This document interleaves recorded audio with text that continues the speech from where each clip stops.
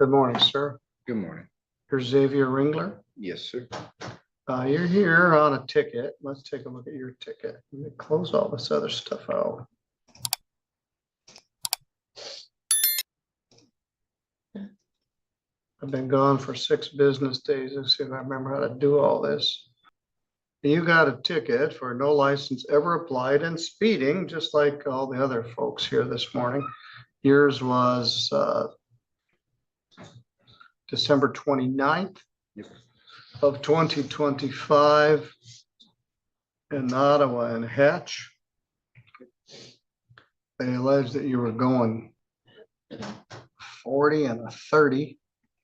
They must write a lot of tickets right there. Yes, sir, they do. All right.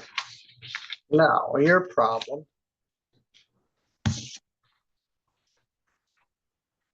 is you got $538 worth of unpaid fines. No insurance, no proof of insurance. There's a 25 left over. Registration plate, defective equipment, and a previous charge of failed to display a valid license. Let's take a look at those. I don't think they're all the same date. Yeah, no, I don't believe so, sir. I don't know where the registration or improper equipment would be from.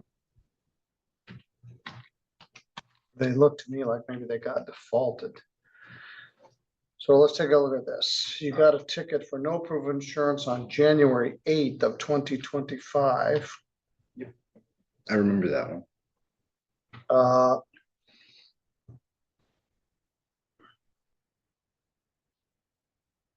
And they reduced it to no proof of insurance. You'll find in that one. Let's look at this one. For May 31st, 2025, defective equipment. And you didn't respond to the ticket. That was a fix-it ticket. And does it by chance specify what like the equipment might have been? well, I can tell you if I can find the ticket, but it's probably not in here. E-file belongs with criminal case. No ops ever applied. Well, that's October 25, failed to display a valid license. E-ticket, fine and costs, misdemeanor letter, default. So you got defaulted on the October ticket. So you apparently didn't get the memo. No proof of insurance on January 25th. Registration plate violation on May 21st. Driving without a valid license in this case, December of 25. Yep. And then driving without a valid license in October of 25. So some of those, one, the insurance you pled guilty to. The other ones, you didn't show up and you got defaulted. I was told with the previous ticket for driving without ever having received a Michigan, I showed up for the hearing for that one and they told me not that I wasn't supposed to be here because of the way that the officer wrote the ticket. Well, it should be a misdemeanor, not a civil infraction. Yeah, I wasn't sure. That was a whole mess. Well, that day. it looks like there's some credibility to that. What are you doing now? Are you trying to get your license? So I actually thought I had my license because I had paid my fines because my license is in Indiana, suspended on, I think, improper equipment from a vehicle that I owned in late 2024. And I had gotten a ticket for that I had just spaced on paying. So they suspended my license. I got pulled over in October up here in Sturgis, and the officer informed me my license was suspended. So I contacted the Indiana BMV trying to figure out like why it was suspended. That was when they informed me that the unpaid ticket was what suspended it. I had to pay that ticket and a reinstatement fee to the BMV. And I paid the. So did you do that? Yeah, I paid the reinstatement fee, and then they said they had to send an SR-16 to LaGrange County in Indiana and wait for a response from them. And that's the furthest I've gotten with that. And then I got pulled over in December here door dashing.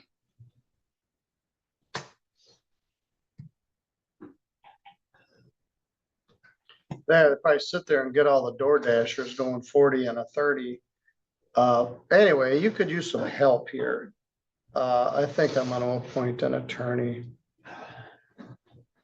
Your livelihood depends on your driver's license. Now, don't, I got a ride. I was in Kalamazoo overnight with my fiance. She's doing chemotherapy up there. So after her appointment, we came down here.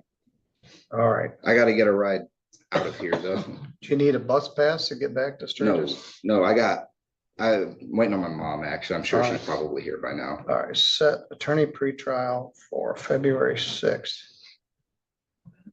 2026 at 8:30. You need to gather all your documentation from Indiana here, these unpaid tickets.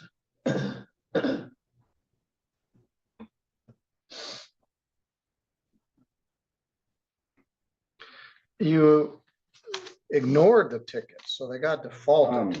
So with that, I've been in the process like long term of moving from Wookietville, Indiana, which I don't know if that's my current address on file or not. It is. Do you have a local address? It'd be 703. Well, don't put it here on the live stream, but Okay. when you go out to see the clerks, get your current address.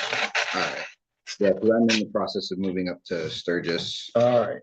Get current address. He thought his license issue was fixed, but unpaid tickets from Indiana and Michigan said otherwise. When the judge saw his record, he stopped everything and said, "Your livelihood depends on this. I'm appointing you a lawyer." Court doesn't get more real than this. Yeah, once you get on the driving suspended merry-go-round, it's very hard to get off of it. Yes, sir. And so let's see if we can get you off of it. oh, here it is.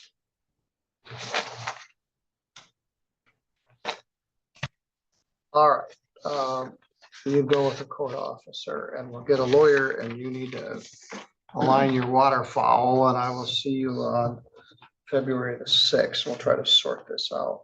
Thank you, Your Honor. All right, Patrick Jones is a trespass.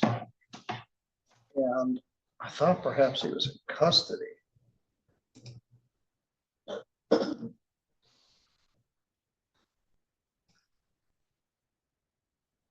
Got a lot of clinkers today.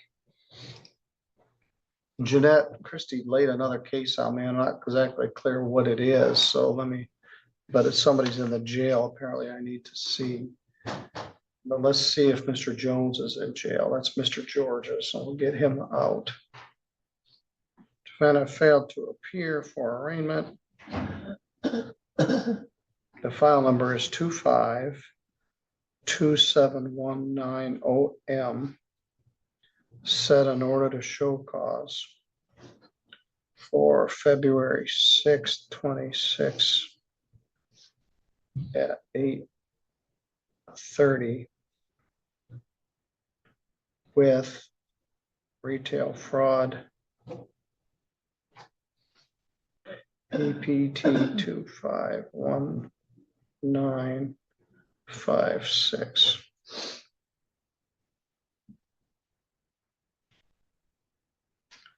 He's kind of homeless. So he's got a scheduled date that day and we'll see whether he comes.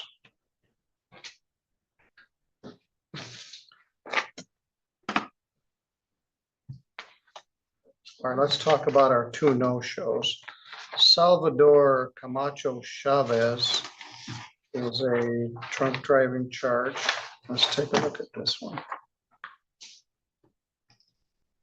There's a warrant, US 12 in White Pigeon Township. Blood draw 11/4/25. We do a bench warrant for his arrest, Grand Street, Three Rivers. Oh, they did a summons instead of a warrant, so we'll need warrant. He got arrested and then apparently, I'm not sure what happened. And then they submitted an affidavit.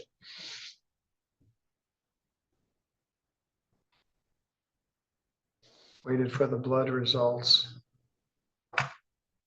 And issued a summons. You will need warrant. Let's order up our customer from the jail, Travis Guntle. And the other one is also a state statute case, Jose Herrera. I don't know anything about this Travis Guntle. I guess I better figure it out. Hello, Deputy Keeley, Judge Middleton calling. Could I see Travis Guntle? Guntle, yeah, thanks. Bye. All right, we'll see what his deal is. Let's talk about Jose Gilberto Herrera Pelez, file 2619. He's charged with operating while intoxicated and driving without a valid license from January 2nd of 2026. Let's see what his circumstance is. I was hoping 2026 would have less drunk drivers. So far, it's not starting out that way.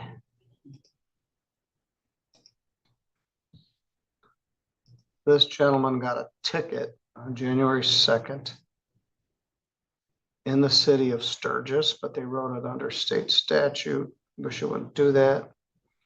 He failed to yield, caused an accident.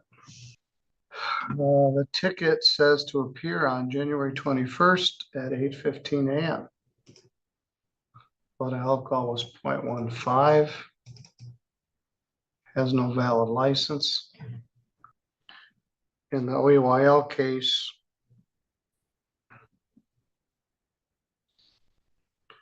$500 cash or surety. And in the no ops case, 2620, $200 cash or surety, 48-hour hold.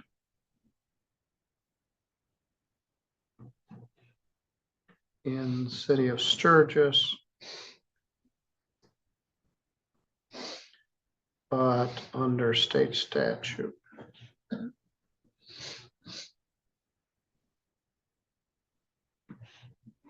If anybody knows Jose Herrera Polaris, he needs to get in here.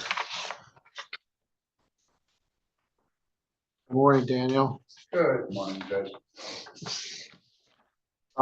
Love the weather you came back to. Yes, it was wonderful. I got to shovel my driveway. A little bit different from where you were A at. lot better in East Lake alone than it was here.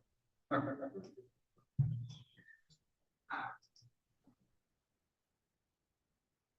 it too surprising Mr. Driscoll's not here? Now, somebody sent me an email while we've been sitting here, Shayna. Morgan Ryan thought his old short cost was at 9:30. He's driving from Mount Pleasant. That's a drug paraphernalia charge. We have a PV arraignment for Joshua Driscoll. Would you check the hall and see if he's out here? There's no one in the hallway. All right. And clerk, I looked this up, but he has two other cases that he owes money and is delinquent in. Well, She didn't give me that on my cheat sheet. but, 20-74-SM. Hold it. All right, 274 SM. Yep, and that's a DV case, and he's been assessed 20% because he's been late a few times, and then 21-1819 FY DV case that he owes $1,941.41 in restitution, and he's never reported to me. All right, never has reported. No, I did his intake and he boogied.